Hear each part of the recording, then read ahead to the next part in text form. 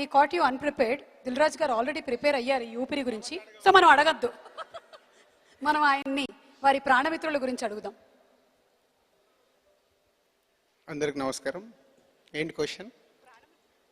ప్రాణమిత్రులు. శిరీష్ గారు, లక్ష్మణ్ గారు. That's family కదండి. ఫ్యామిలీ అయినా ఫ్రెండ్స్ అయినా ఏదైనా వాళ్ళిద్దరు నాకు left right. Okay okay, so మీ బెస్ట్ విషెస్ ఊపిరి టీమ్కి.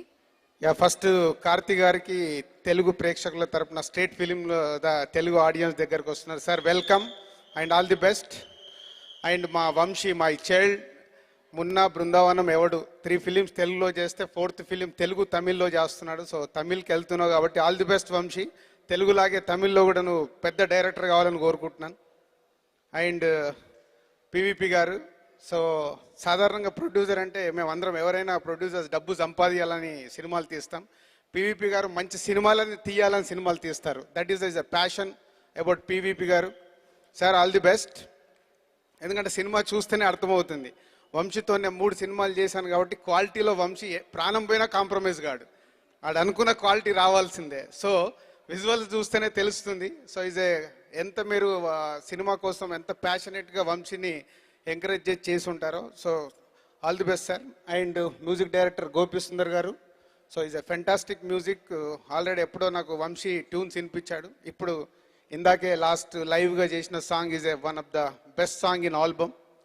అండ్ బంగారు రాజు గారు, సో 80s హీరోస్ అందరు 50 crores మా దానికి ఎవరు వెళ్ళలేకపోయారు. మన బంగారాజు గారు ఇదే year so 50 crores mark touch చేశారు. So it's a great.